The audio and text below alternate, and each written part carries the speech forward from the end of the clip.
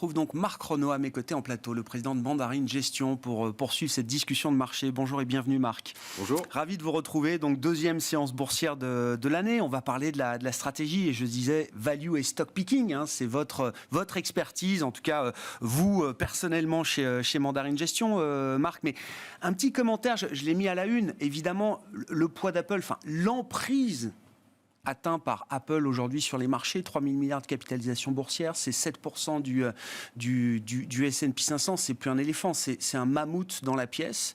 Je ne sais pas ce que ça vous inspire, il y a plein de manières de commenter cette actualité, mais c'est quand même incontournable aujourd'hui. Alors sans le moins du monde revendiquer d'être un spécialiste d'Apple, ça m'inspire quand même quelques remarques. La première, c'est vous mentionniez que c'était représentatif de ce qui se passait sur les marchés en ce moment. J'ai envie de dire, c'est clairement représentatif de ce qui s'est passé au cours des 10 dernières années. Et on le sait, Apple et 5 autres valeurs représentent un tiers de l'indice. Alors après, quand on regarde, donc là, je fais un petit côté pessimiste, mais en réalité non, quand on regarde, on voit que la capitalisation boursière est couverte pour grande partie par du cash, tellement ils en ont généré depuis 10 ans. On voit, vous me le rappeliez avant de commencer cette émission, on voit que quelqu'un comme Buffett, qui n'est pas un plaisantin, en fait sa principale ligne. Donc voilà, c'est une boîte remarquable. Elle est plus discrète que Facebook, tout en faisant autant de travail sur le métaverse et des choses comme ça. Ils sont plus discrets, ils sont incroyablement efficaces. Bon, après, vous le savez, c'est pas mon genre de beauté. Non, mais vous avez cité Warren Buffett, qui reste quand même une référence en matière d'investissement value. Alors, il y a beaucoup de changements dans les équipes d'investissement de Warren Buffett, donc il se met un peu à la tech et via Apple, mais est-ce qu'il faut s'inquiéter qu'une entreprise, aussi performante soit-elle, aussi vertueuse, je mets des guillemets à vertueux, soit-elle comme Apple, est-ce qu'il faut s'inquiéter qu'une entreprise puisse atteindre une taille boursière qui dépasse, je sais pas, le PIB français, la capitalisation de beaucoup de marchés boursiers dans leur ensemble, etc. Enfin voilà, la litanie des comparaisons est sans fin. Oui, alors ça leur donne incontestablement des moyens bien plus considérables qu'une dizaine de pays africains réunis, donc on peut se poser des questions. Non, le principal risque, et d'ailleurs les Chinois s'y attellent et il faudra qu'on le fasse nous aussi, le principal risque, c'est le risque monopolistique, c'est le risque de manipulation, c'est le risque sur le jeu pratiqué par les enfants, sur l'utilisation des données, plus que sur la taille de la capitalisation boursière. Comme vous le savez, ça peut bouger. Ouais. Bon, on suivra ça, on verra. Alors, techniquement, Apple n'a pas tenu les 3 000 milliards de capitalisation boursière en clôture hier, donc voilà, on aura matière sans doute à en reparler. La question est de savoir quand est-ce qu'ils vont tenir les 3 000 milliards de capitalisation boursière en clôture, plutôt que de savoir s'ils le feront un jour. Apple, voilà, qui a mis moins de 2 ans pour passer de 2 trillions à 3 trillions de capitalisation sur le marché américain. Quelle est la lecture que vous faites des marchés en ce début d'année 2022, Marc? Alors, on a parlé du phénomène de concentration dans les indices avec la taille d'Apple aujourd'hui. Comment vous regardez peut-être l'autre grand phénomène, celui de la dispersion de performance qu'on a pu observer à travers 2021 notamment? Tout à fait. Alors, c'est pas 21, ça fait les 10 dernières années, en fait, dont 21.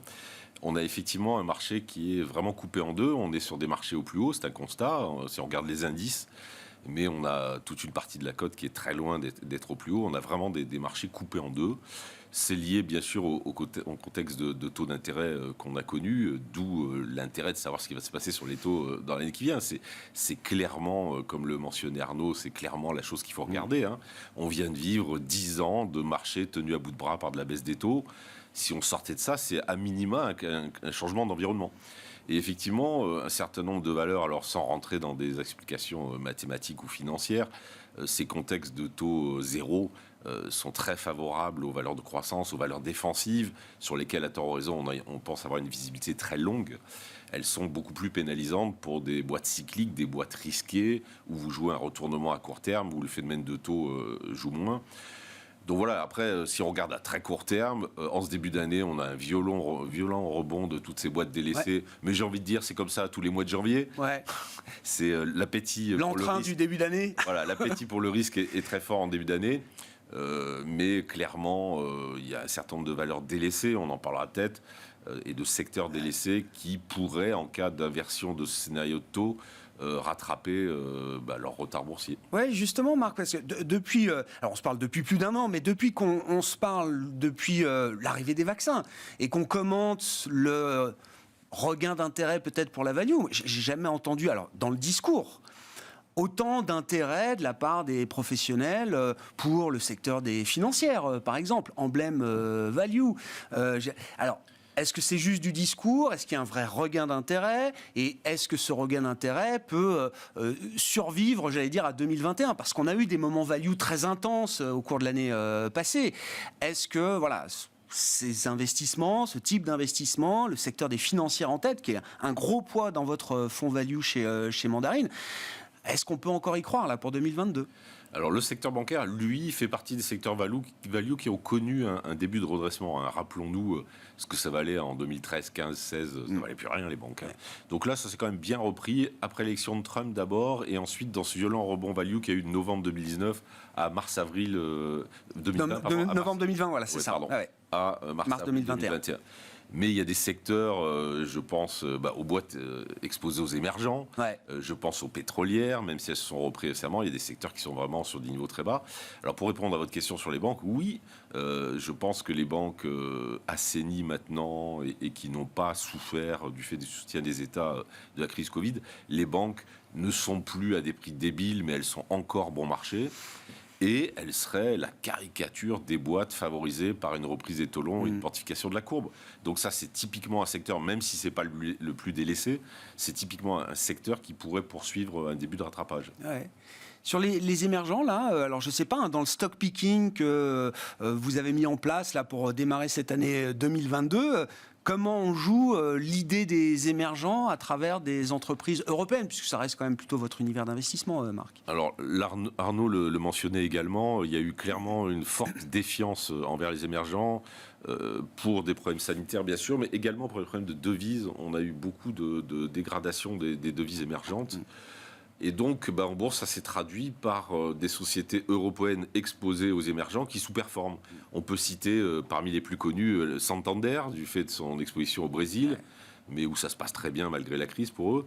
On peut citer AB InBev, le grand brasseur qui certes est exposé aux émergents, mais quand vous vendez de la bière, si vous voulez de la croissance, il vaut mieux être au Brésil qu'en Allemagne où c'est très élevé mais où ça baisse.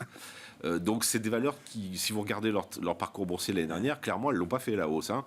Donc c'était mentionné par Arnaud, est-ce qu'il faut y aller tout de suite, est-ce qu'il faut attendre? Ça c'est toujours un exercice délicat, mais ce sont clairement des valeurs en retard et de qualité. Oui, et puis intéressant, parce que Santander, là, donc, coche la case financière plus la case émergente, d'une certaine manière. C'est exact. Si on veut être doublement contrariant pour celle-là, 2022. elle permet d'être sur les deux thématiques. Ouais. Puis je notais au passage dans le secteur bancaire, ce sera intéressant de voir, alors vous connaissez bien BNP Paribas, par exemple, Marc, vous êtes actionnaire quand même depuis longtemps des banques françaises et de BNP Paribas. Ils ont 7 milliards de cash aujourd'hui à redistribuer ou à utiliser après la cession de Bank of the West, qui est quand même la fin d'une histoire majeure dans l'activité de retail de BNP Paribas aux États-Unis. Alors BNP Paribas est clairement un des gagnants de cette crise d'il y a 10 ans, puisqu'ils ont pris des parts de leader dans la banque d'investissement en Europe. Ils ont évité les principales bêtises, ont capitalisé doucement. Et effectivement, à la suite de la cession de l'activité américaine, ils peuvent réemployer ce cash, le distribuer aux actionnaires. En fait, ils vont faire les deux. Mais vous voyez, BNP est un bon exemple de ces banques qui, quand même, ont commencé à se reprendre sérieusement. Donc moi, j'ai toujours du BNP, mais j'en ai moins qu'il y a 3-4 ans. C'est plus aussi bon marché que ça a pu l'être pour vous. Je considère que c'est encore bon marché compte tenu de la qualité de la boîte et encore une fois, du fait qu'elle sort gagnant de la crise. C'est plus donné à la rue comme prix. Et donc, j'en fais plus une principale conviction.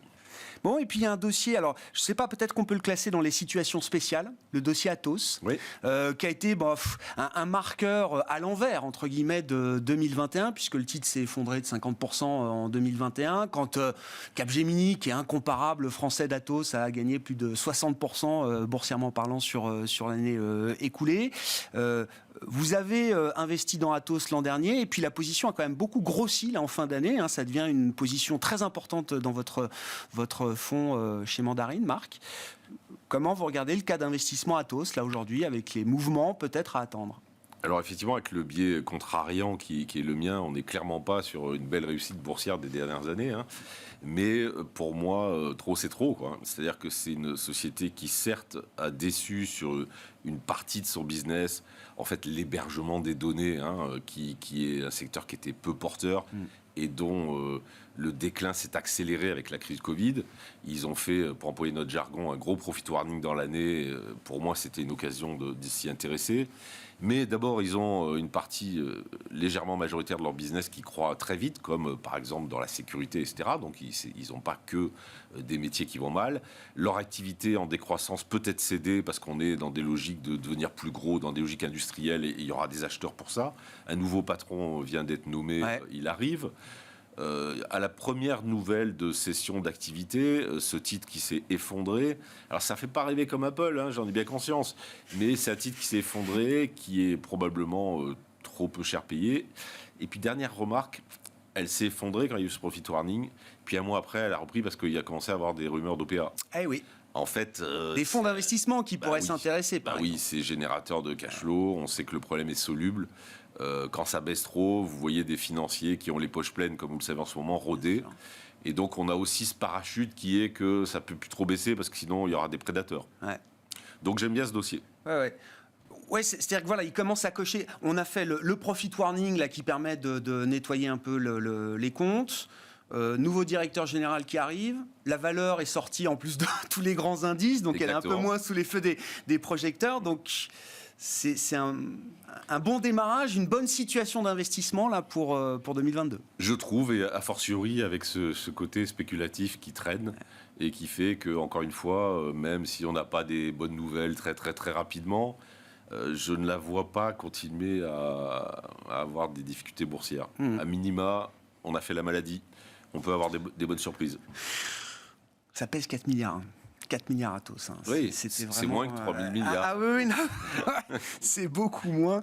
Et c'est vrai que voilà, on verra l'avenir d'Atos. Ce sera un dossier à suivre, intéressant de suivre ce type de dossier, effectivement, qui a énormément souffert en 2021 contre la tendance des marchés, voir quel peut être l'avenir d'un dossier comme Atos sur 2022. Merci beaucoup, Marc, d'être venu nous parler.